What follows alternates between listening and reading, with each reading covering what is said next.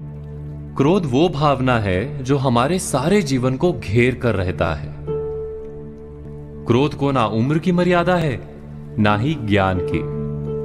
कब, कहां और किस कारण से क्रोध पैदा हो जाए वो कोई नहीं जानता। और जब क्रोध जन्म लेता है तो तुरंत ही विचार करने की शक्ति खो जाती है। बुद्धि पर अंधकार छा जाता है। वर्षों के संबंध पल भर में टूट जाते हैं। सारा जीवन बिखर जाता है। किसी भी कारागार में जाकर देखिए, अधिकतर अपराधी क्षण भर के क्रोध का दंड भोगते हुए दिखाई देंगे, पर फिर भी हम क्रोध पर अंकुश नहीं लगा पाते।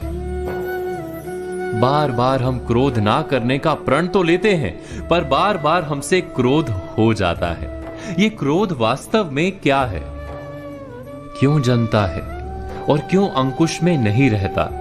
उदाहरण के लिए आप एक बालक को देखिए। उसे किसी वस्तु की इच्छा होती है और उस समय अगर उसे वो नहीं मिलती या कोई उसे भयभीत करता है तो वो प्रतिक्रिया देता है। बालक की प्रतिक्रिया क्रोध है, क्योंकि बालक निर्बल है, निसहाय है।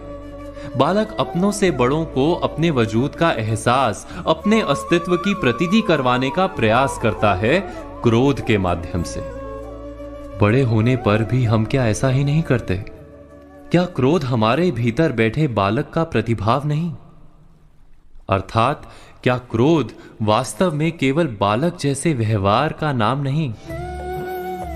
जब अहंकार को घाव होता है, जब भय लगता है, जब कोई वस्तु हमें प्राप्त नहीं होती, तब हमें क्रोध आता है, ठीक किसी बालक की भांति। हम जानते हैं कि आईने के सामने खड़े होकर मुंह बनाने का खेल बालकों को शोभा देता है, बड़ों को शोभा नहीं देता। फिर भी हम बालक की भांति क्रोध करना बंद नहीं करते। हम अनुभव से जानते हैं, दूसरों को देखकर बता सकते हैं कि क्रोध से कभी कुछ प्राप्त नहीं होता। सम्मान हो, संपत्ति हो, प्रेम हो या सुरक्षा हो, क्रोध से नहीं मिलता। मिलता है तो प्रयासों से, कार्य करने से, बुद्धिपूर्वक विचार करने से। मनुष्य मात्र अपनी आदतों के अनुसार ही जीता रहता है।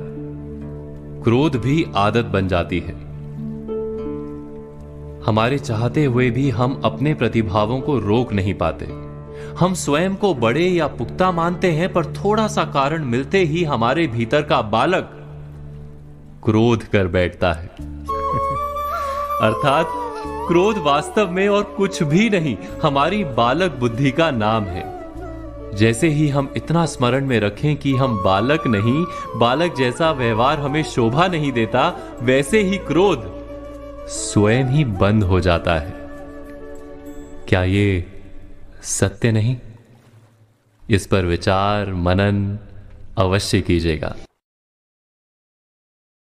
आज हम बात करेंगे आत्म परिचय की।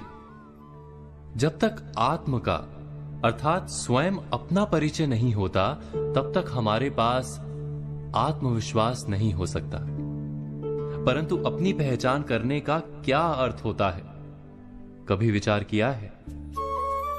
सोचिए, जब कोई आपसे पूछता है कि आप कौन हैं, तो क्या उत्तर देते हैं?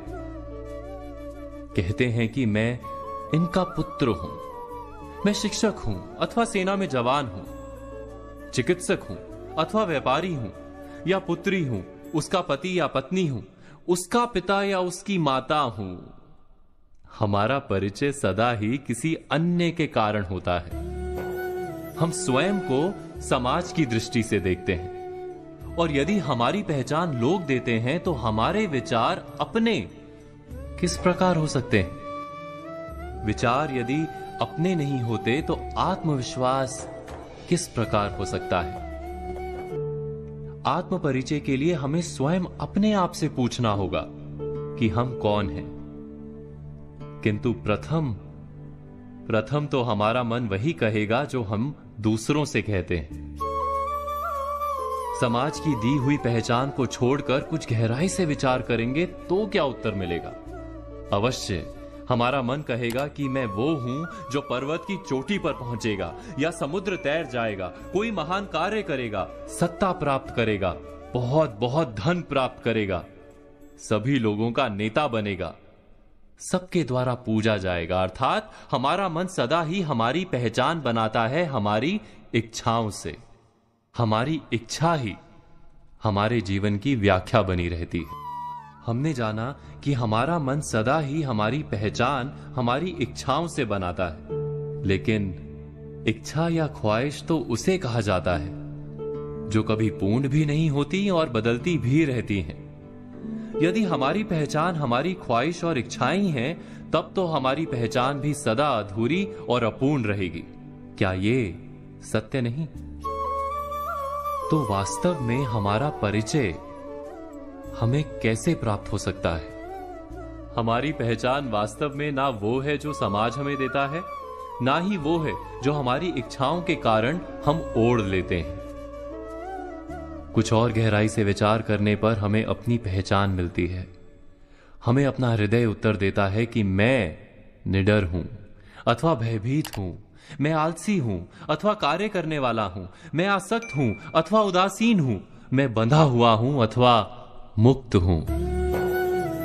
वास्तव में हमारा सच्चा परिचय हमारे हृदय की भावनाएं हैं, क्योंकि हमारे सारे कार्य, हमारे सारे निर्णय, हमारी सारी सफलता और निष्फलता हकीकत में हमारी भावनाओं से निर्मित होती हैं। क्या यह सत्य नहीं? जब हम अपना सच्चा परिचय प्राप्त करते हैं, तब हम अपने भीतर आवश्यक परिवर्तन भी ला सकते हैं। बुद्धि पूर्वक निर्णय कर सकते हैं कि क्या प्राप्त करना है और क्या खोना है। उसके बाद हम वास्तव में कोई भी कार्य करने के लिए आत्मविश्वास के साथ खड़े हो सकते हैं। अर्थात जब स्वयं अपनी सच्ची पहचान हमें प्राप्त होती है, तभी सच्चा आत्मविश्वास भी जन्म लेता है, और आत्मविश्वास ही जीवन की कुंजी है। इस बात पर आप सब मनन, चिंतन और विचार अवश्य कीजिएगा। जल राशि से सदैव मुझे प्रेम रहा है, तो चाहे वो मथुरा की यमुना नदी हो, चाहे वो द्वारका का समुद्र। समुद्र किनारे चलते चलते जब वो कोमल लहरें आके पांव को छू जाती हैं, थकान ही हर लेती, हम में एक ऊर्जा भर देती, मन को उल्लासित कर देती। क्या उन लहरों के विषय में आपने कभी सोचा है? यही लहरें जब तट पर आती है, छोटे कंकड़ों से टकराकर बिखर जाती हैं, और समय ऐसा भी आता है जब यही लहरें इतनी कठोर हो जाती है कि विध्वंस फैला देती है, सब कुछ नष्ट कर देती है। इसका एक सार है, एक अत्यंत महत्वपूर्ण सीख है कि कभी किसी को दुर्बल मत समझिएगा, कभी नहीं। क्योंकि ये दुर्बलता, ये जब अपने वास्तविक बल का भान करती है, प्रबल विनाश मचाती है। इसलिए किसी की विनम्रता, किसी की कोमलता का सदैव सम्मान करें। सूर्य से हमें प्रकाश मिलता है, और उस प्रकाश के कारण ही हम सब कुछ देख पाते हैं।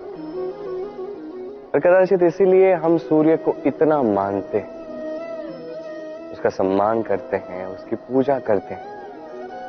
परंतु इस संसार में क्या केवल सूर्य ही है जो प्रकाश का स्रोत है? नहीं। जब सूर्यास्त होता है तब क्या होता है? तब चंद्रमा प्रकाश देता है, वो हमें मार्ग दिखाता है। और जब चंद्रमा भी ना हो तब क्या होता है? तब हमारे घरों में प्रकाश भर देता है एक छोटा सा दीपक। अर्थात आकार या नाम महत्वपूर्ण नहीं है, महत्वपूर्ण है गुण। आप भी इन गुणों को अपनाएं। चंद्रमा या दीपक की भांति सूर्य की अनुपस्थिति में भी प्रकाश फैलाते रहिए। सद्मार्ग पर चलिए और मेरे साथ प्रेम से कहिए, राधे राधे। एक सियार भूलवश किसी नगर में प्रवेश कर देता है। उसमें भी रंगरेजों के स्थान पर चला जाता है, नीले रंग में गिर जाता है। किसी प्रकार भाग भाग कर वो पुनः वन में लौट आता है। अन्य सभी प्राणी उसे देखते हैं, भयभीत हो जाते हैं। तभी ये सियार कुछ सोचता है और कहता है कि मैं तो देवदूत हूं और तुम सबकी रक्षा करने के लिए आया हूं। सब उसकी बात मान भी लेते हैं। प्रतिदिन उसे धन धान्य भोजन ये प्रदान करते हैं। तत्पश्चात एक ऐसी रात्रि आती है जिसमें दूर कहीं अंधकार में कुछ सियार इसे पुकार लगाते हैं और ये सियार ये स्वयं को रोक ही नहीं पाता। ये भी एक सियार की भांति चीख देता है। सभी सुन लेते हैं और सभी को ज्ञात हो जाता है कि ये तो एक ढोंगी है। इसलिए जीवन में कभी छल मत कीजिए।